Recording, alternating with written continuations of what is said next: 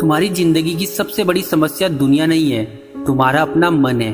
और जब तक तुम इसे संभालना नहीं सीखोगे तब तक ना तो सफलता, ना ही रिश्ते और ना ही धन तुम्हें सच्ची शांति दे पाएंगे। श्री कृष्ण कहते हैं, जिसने अपने मन को जीत लिया उसका मन उसका सबसे बड़ा मित्र बन जाता है, लेकिन जो अपने मन से हार गया उसका वही मन उसका सबसे बड़ा शत्रु बन जाता है। सोचो, पूरा दिन सब ठीक चलता है, तुम काम भी करते हो, लोगों से हंसकर बात भी करते हो, लेकिन जैसे ही रात होती है तुम्हारा मन युद्ध भूमि बन जाता है। अगर मैं असफल हो गया तो, अगर सब कुछ बिगड़ गया तो, अगर लोगों ने मुझे ठुकरा दिया तो, एक ही बात बार बार और फिर वही डर, वही बेचैनी, वही घुटन। लेकिन क्या तुम जानते हो, ओवर थिंकिंग कोई समस्या नहीं है, ये सिर्फ एक लक्षण है। असल समस्या है मन पर तुम्हारा नियंत्रण खत्म हो जाना। अगर आज भी कृष्ण तुम्हारे सामने होते तो शायद सबसे पहले यही कहते, तुम परिस्थितियों से नहीं हार रहे, तुम अपने मन से हार रहे हो। और जब तक मन को दिशा नहीं मिलेगी तब तक जीवन में शांति भी नहीं मिलेगी। अब एक प्रश्न, क्या कभी तुमने देखा है कि जंगल में हिरन हर समय भागता नहीं रहता? वो तभी भागता है जब वास्तव में खतरा सामने हो। लेकिन इंसान खतरा आने से पहले ही अपने मन में 100 बार भाग लेता है।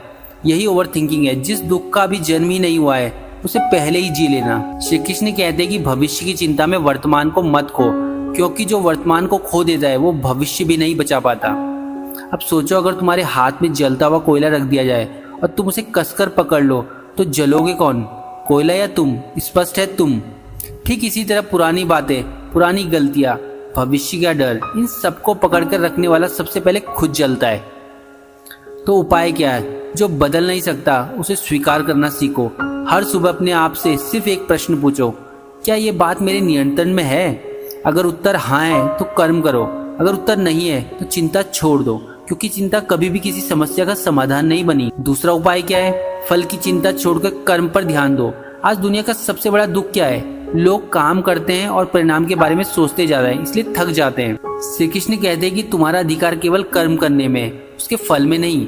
अगर तुम्हारा ध्यान सिर्फ परिणाम पर रहेगा तो डर बढ़ेगा, अगर तुम्हारा ध्यान सिर्फ कर्म पर रहेगा तो आत्मविश्वास बढ़ेगा। एक किसान बीज बोने के अगले दिन उसे खोद कर नहीं देखता कि पौधा निकला या नहीं, वो रोज पानी देता है और धैर्य रखता है। उसे विश्वास होता है कि समय आने पर बीज स्वयं वृक्ष बनेगा। इंसान भी अगर सही धैर्य सीख ले तो उसका आधा तनाव उसी दिन खत्म हो जाएगा। तीसरा उपाय क्या हो सकता है? मन को खाली मत रहने दो। खाली मन अक्सर डर की कहानियां लिखता है। जब तुम्हारे पास कोई उद्देश्य नहीं होता तो मन खुद समस्याएं बना लेता है। इसलिए कुछ नया सीखो, व्यायाम करो, ध्यान करो, भगवान का नाम लो, किसी जरूरतमंद की सहायता करो।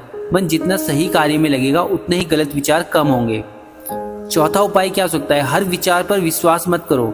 मन जो सोचता है वो हमेशा सत्य नहीं होता।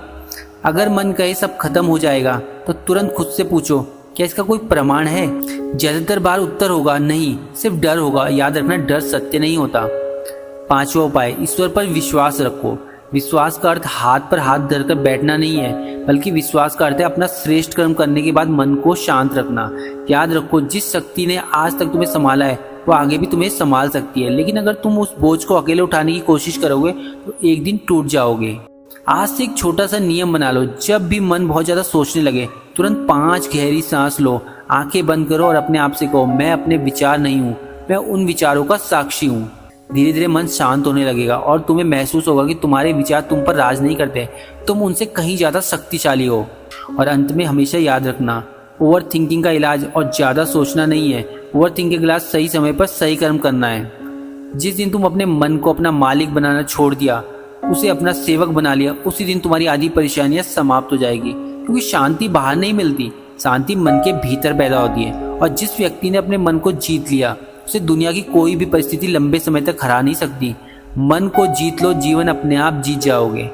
अगर ये संदेश आपको मन की शांति दे पाया हो तो इसे उन लोगों तक जरूर पहुंचाएं जो हर दिन अपने विचारों से लड़ रहे हैं।